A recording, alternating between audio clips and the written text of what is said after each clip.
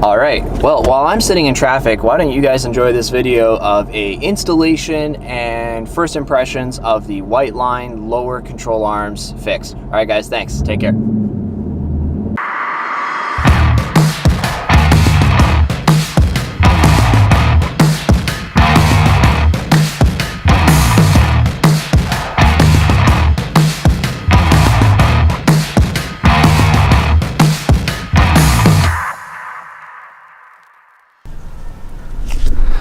Alright, so I'm going to be showing you guys a real quick and easy installation video on the lower control arms on pretty much any of these S195, S197 Mustangs.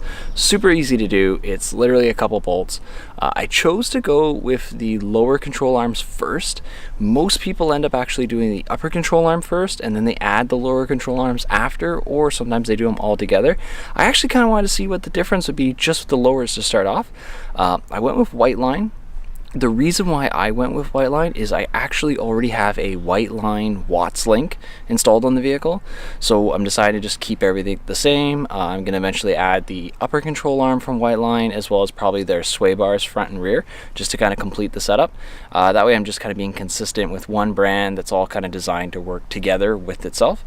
So this is going to be really straightforward for you guys. I'm going to show you a couple things because I read the instructions. I've already done the passenger side, so I kind of pretty comfortable with it, but it's super easy. But I think a little video is really going to help out, so I'll show you what tools you guys are going to need first, and then we'll kind of start with the installation. All right, so here you go. So super simple. I mean, obviously breaker bar with a 21mm socket for your wheels.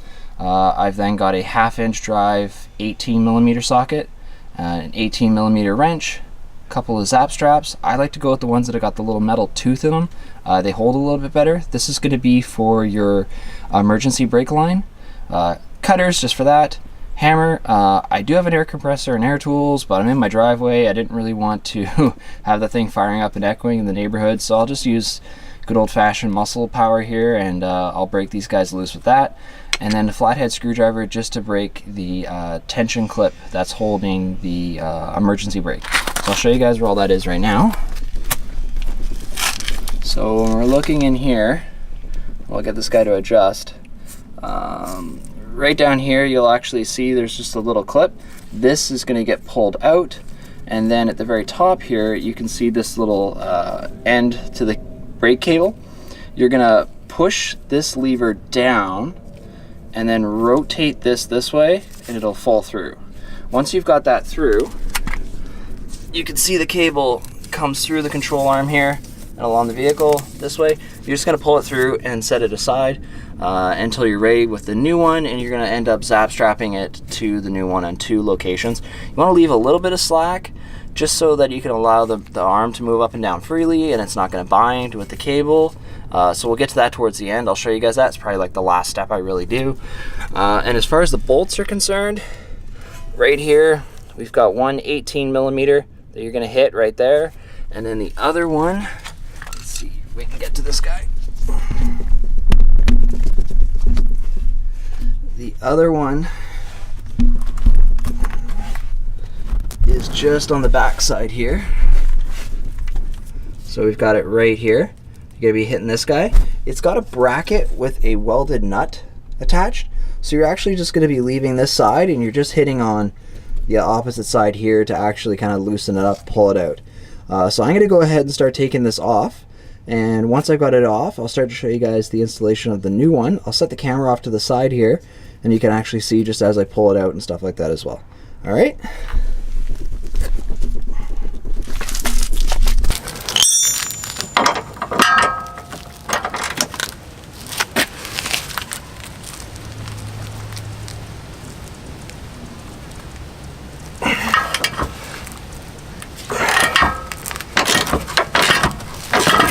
That one actually a little bit of muscle power, and that one came off not too bad.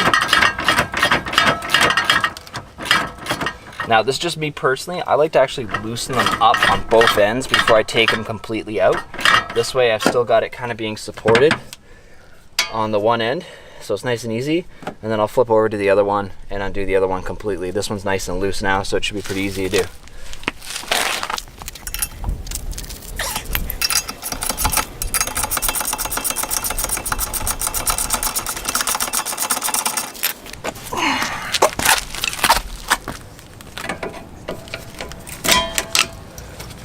There's the clip, nice and easy, just pop it out, out it goes.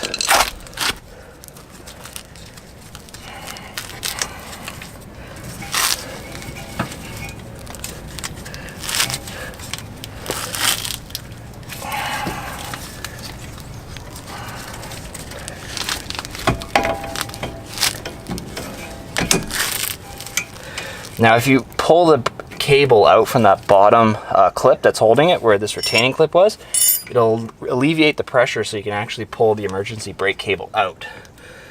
Once again, just turning it that 90 degrees, and it just pops right out, nice and easy.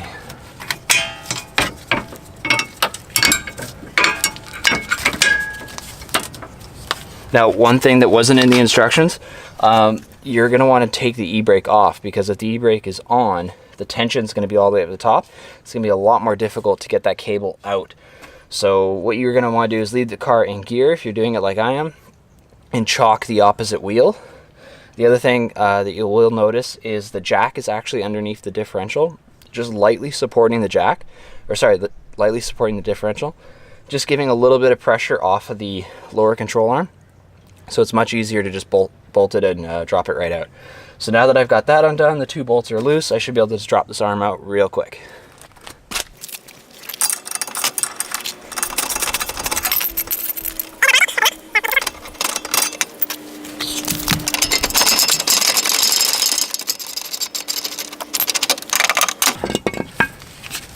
And there we go. So I just want to show you guys real quick the differences between the 2 of these. So if some of you are actually some of the guys who follow me on my channel, you'll know that this is a Boss 302. So this factory lower control arm might be slightly different than what's on your car, just because the Boss 302 did come with a little bit different suspension. I do believe any of the GTs with the track package will have a very similar lower control arm, but this is just very thin stamped steel, pretty light.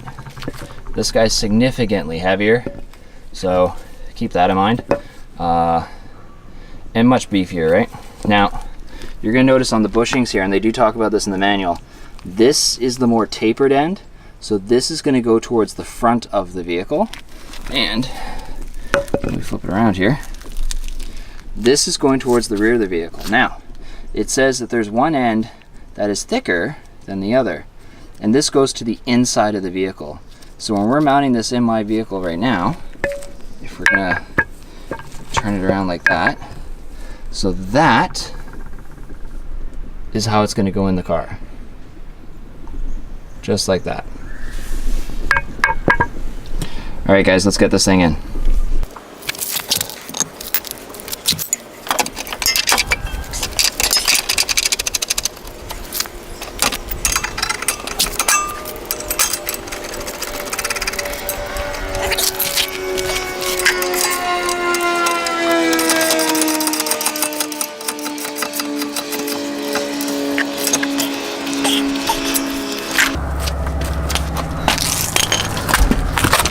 Now what I'm doing is I'm just getting them like super tight. It's 130 foot-pounds is the torque spec on these. I will come back and retorque them, but what I'm going to do after this is I'm going to do an initial drive, get them all settled in, then come back in and torque them. It asks to do that in the manual after about 100 miles.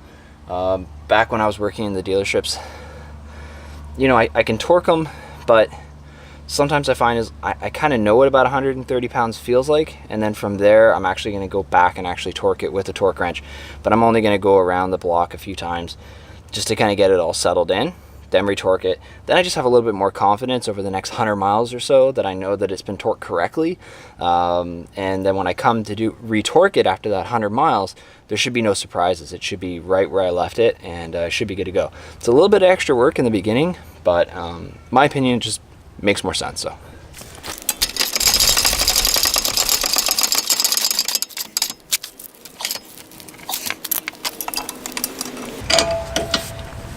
and here I'll show you guys just real quick. Let's get this thing to focus. So here's that head, here's this connector. I'm turning it.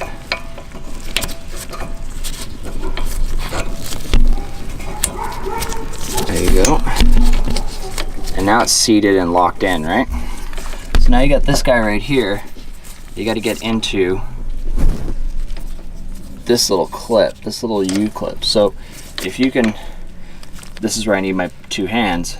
This piece right here, I'm gonna compress down, and then I'm gonna get this underneath, and then I'll be able to get the C-clip and the retaining clip to actually hold it in place.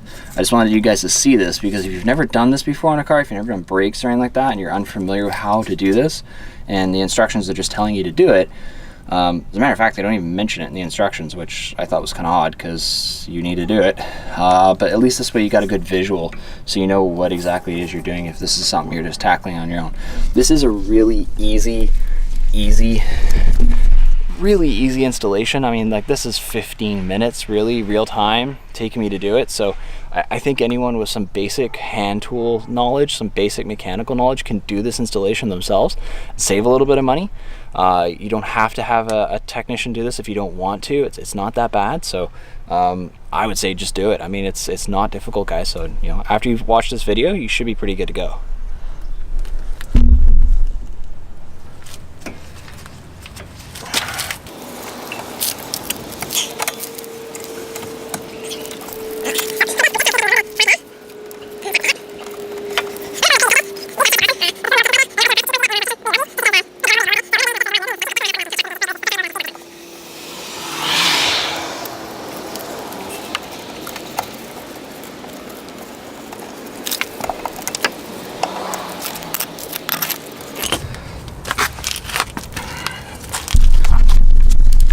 There we have it, guys. Whiteline lower control arm mounted and installed. Super easy. Next, let's just see how this thing rides. Let's get the wheels back on it, get it back down on the ground, and go for a drive. Let's see what we think, guys. Hey, there was just one other thing I wanted to point out, guys. This tab and nut, if you can see it down the bottom, my little finger here, this guy right here is the retention piece. So it's got this tab that's welded onto it that actually holds it as a retention piece when you're putting it back on. Now, when I was first putting it on, I wasn't really paying attention, but this actually needs to be on this side of the axle, so the rear side of the axle. It's there to hold it in place, because if it rotates forward, what you end up noticing is it gets way too close to this brake line right here. And if it's rubbing up against the brake line, right about here on this plastic jacket, over time it might eventually actually cut through that. So I just pushed it, and you can see it now better on this angle. I've got it on the other side of the axle, so it's actually applying pressure to the axle tube on that side, and it's staying clear of the emergency brake cable. This is going to help out, just make sure that you don't end up you know, rubbing into this guy and causing premature wear. So that's a little good tip. I don't think that's pointed out in the instructions, so I want to really kind of make sure you guys noted that and saw that as well. All right, perfect.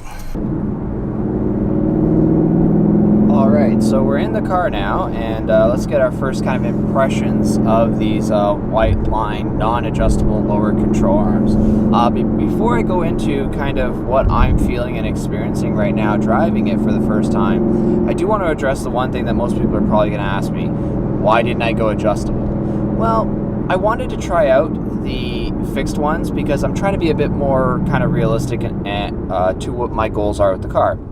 Yes, I do track day events with this car, autocross and actual road racing, and then I do the occasional drag racing, but primarily this car is daily driven. And I've had cars in the past with like fully adjustable coilover suspension, everything. I never touched it.